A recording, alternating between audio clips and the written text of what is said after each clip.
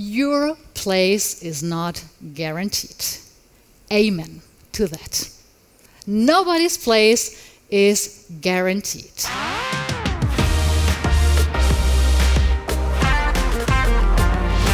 Well, it can go only downhill from here, but thanks. Today I'm going to talk about 4 things. Zero gravity thinking, about the paradox of expertise, about a gentleman of the name Will.i.am, and a personal favorite of mine, embracing bad ideas. So, are you ready? Yes. Wow, thank you. I was going to do it anyway, but I appreciate your enthusiasm. Thanks. All right. So before I'm going to dive into the 4 topics, I want to share a couple of thoughts with you about change and how change itself has changed. In the past, the world used to be linear. You know, things changed at a slow pace from century to century. But today, we are living in an exponential world, meaning that rapid-fire change is the new normal. Just think about all the things that are changing at an exponential pace.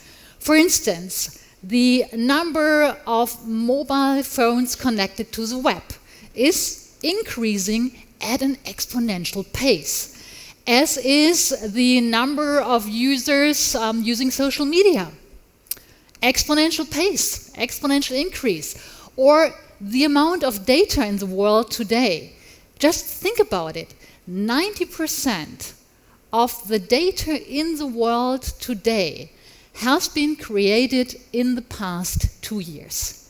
90% in the past 2 years. That's exponential increase. All right, just to wrap our minds around this concept, let me give you an example. Let's imagine for a moment we're sitting in a football stadium, right? And there are drops of water dripping into the stadium, starting with 1 drop in the first minute, and then doubling every minute. So that means 2 drops in 2 minutes, 4 drops in 3 minutes, 8 drops in 4 minutes. You get the idea, right? So here's a question for you. What do you think? How long does it take until the stadium is filled to the very top? What's your estimate? You can talk to me. That makes things easier. All right, so just guess. What's your guess? Okay, I'm listening. 2 hours. Okay. Oh, okay. But that doesn't work, right?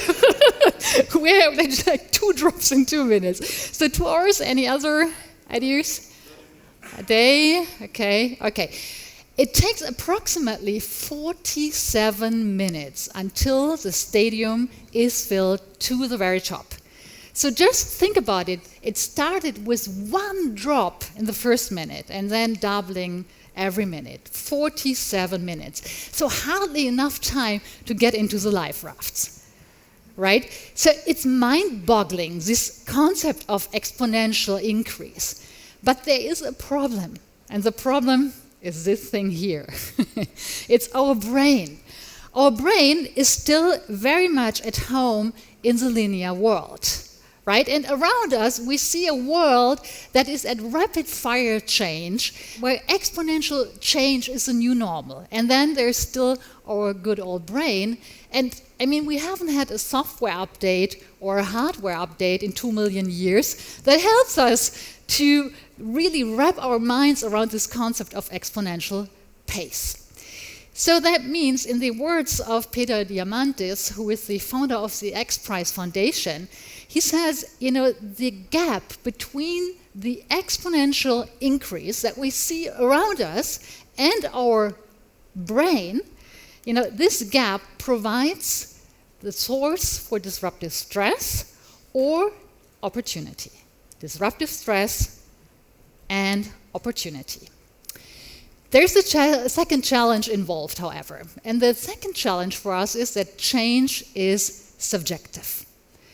Just think about it for a moment. You wake up in the morning, you go to the bathroom, you look in the mirror, and you're familiar with your face, right? Some people are like, no, not after a particularly rough night, no. Okay, I get it. But let's say on a good day, chances are good that you recognize yourself. And you look in the mirror and you think like, hey, still the same old me. And in other words, you don't notice any incremental changes. But it is a different story when you meet let's assume you meet the kids of an old friend and you haven't seen the kids in quite a while. And you look at the kids and you think, holy moly, look how much they've grown since I last saw them.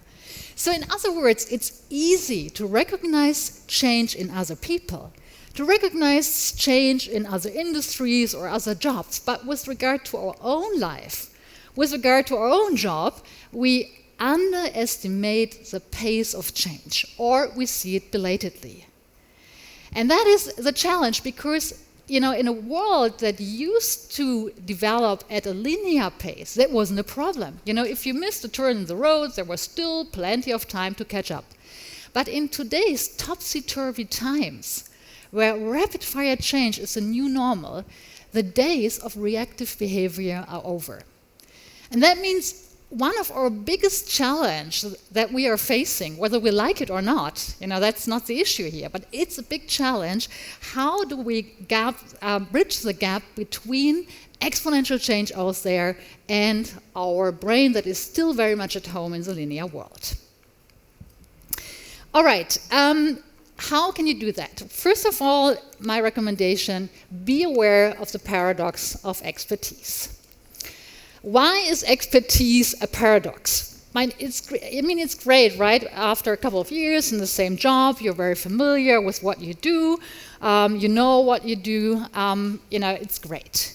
But there's a downside to it, however. And the downside is that the longer you are in a certain industry, the longer you are in a certain job, you tend to develop a tunnel vision. Because you think you know your customers. You think you know what drives success.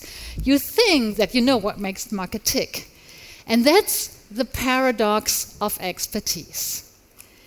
Let me give you an example to illustrate why we need to be very cautious with regard to expertise. Nearly every hotel on this planet follows the same rule. And the rule in the hotel industry is no matter when you check in, at 12 noon on the next day, you have to leave, right? Checkout time, 12 noon. A while ago, I spoke about this with a hotel manager and I asked him, why is it that somebody who checks in late in the evening has to check out at the same time as somebody who checks in early in the afternoon, right? So they have to leave at the same time. I don't think that's very fair, and I don't think it's customer friendly. And then I said, well, why don't you think differently? Why don't you rent rooms by the hour? Well, not what some of you are thinking right now. That's no. A different business model. Now, I was talking about the idea of renting a room, let's say, for 20 hours, meaning that when you check in late in the evening, you can keep the room until the afternoon of the next day, whereas when you check in early, you have to leave early, right? So transparent, customer-friendly, and I think innovative. But here's the thing. The more I argued in favor of my newfound idea, the more his attitude changed. And he stood in front of me like that. And he looked at me with a quite dismissive look in his eyes, and he said, you know what your problem is? You don't understand the rules of the hotel industry. Well, I don't know if that is a problem or a blessing. I definitely vote for the latter. But here's the thing. After a couple of years in the same job, in the same industry, you tend to develop a tunnel vision. And phrases like, in my expertise, it can't be done any other way. Or a personal favorite of mine, Anja, if it were possible, somebody else would have already done it. Yeah, rings a bell, right? So phrases like that are strong hints that you might be confirming a belief that is not necessarily correct. You might be confirming a belief that is not necessarily correct. And that is a great invitation for newcomers and disruptors that conquer the market by changing the rules of the game. That's why we have to be extra cautious with regard to these phrases. And that's why zero gravity thinking is so important. What the heck is zero gravity thinking? It means that you don't let what you know limit what you can imagine. In other words, don't let your expertise fool you. Right? This gentleman is will.i.am. He's a rapper, music producer, philanthropist, and entrepreneur. And he was invited to speak at the World Economic Forum in Davos. And he was asked an interesting question, because journalists wanted to know what the business world could learn from the disruptive change in the music business. And will.i.am's answer is thought-provoking. He says, the lesson learned, your place is not guaranteed. Amen to that. Nobody's place is guaranteed. A Gallup survey underlines will.i.am's statement. Approximately 500 CEOs from different industries were asked who has taken the best advantage of change over the past 10 years. And you see there are three options: my company, traditional competitors, or newcomers. And the number one answer was newcomers. So here comes question number 2. How did the newcomers succeed? By executing better or by changing the rules of the game? Guess what? By changing the rules of the game. Welcome to a world of exponential change. So what does it mean? Even for us, I mean, we're not CEOs, right? But the message is still the same. The message that we should start looking for disconfirming evidence, for things in our life, in our jobs that don't fit. Because a confirmation of what you already believe is a waste of time. Confirmation of what you already believe is a waste of time. So practice zero gravity thinking and practice a certain philosophy about life, a philosophy that I'm going to show you in my next photo.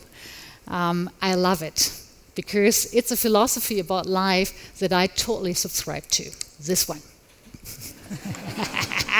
Yes. All right. Next topic. Embrace bad idea. Why on earth should you be doing that? Why should you be embracing bad ideas? Well, when you look at great artists, successful entrepreneurs, super successful inventors, you will see that they have one thing in common. One thing in common.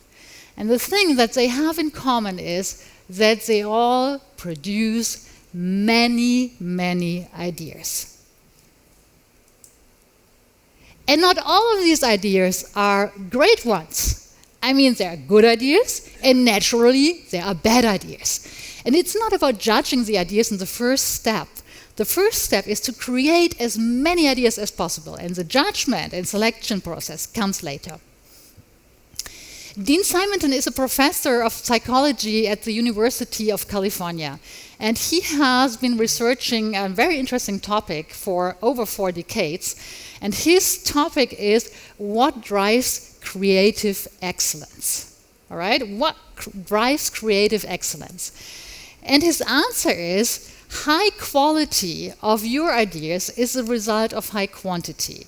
If you produce more masterpieces, you also produce significant more crap. Yes, crap. That's somehow very reassuring, isn't it? So let me give you an example from the world of music. On the x-axis, you see the number of compositions that composers have created over the course of their life. And on the vertical axis, you see the significance of their compositions in the context of the history of music. When you look at true geniuses, people like Bach or Mozart or Beethoven, you will find that they have one thing in common. One thing in common.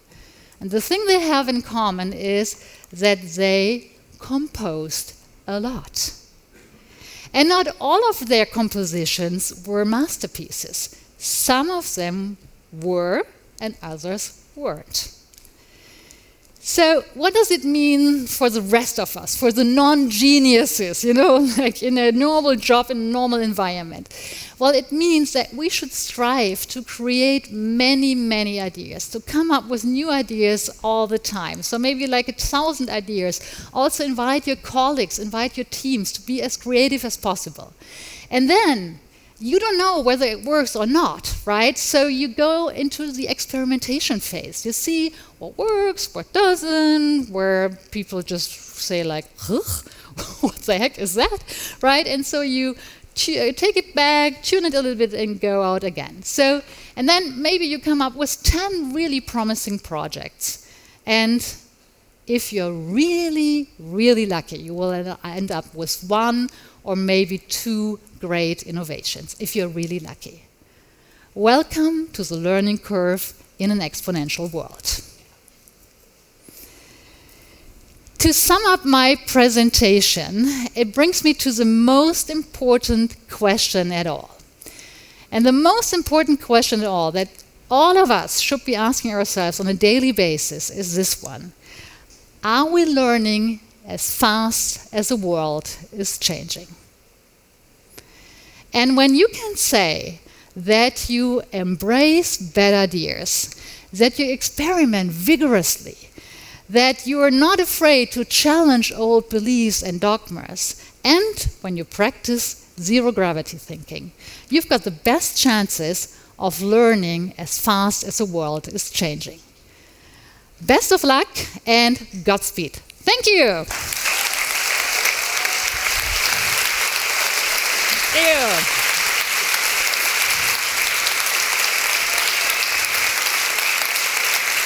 you. Thank you. Wow. Thank you.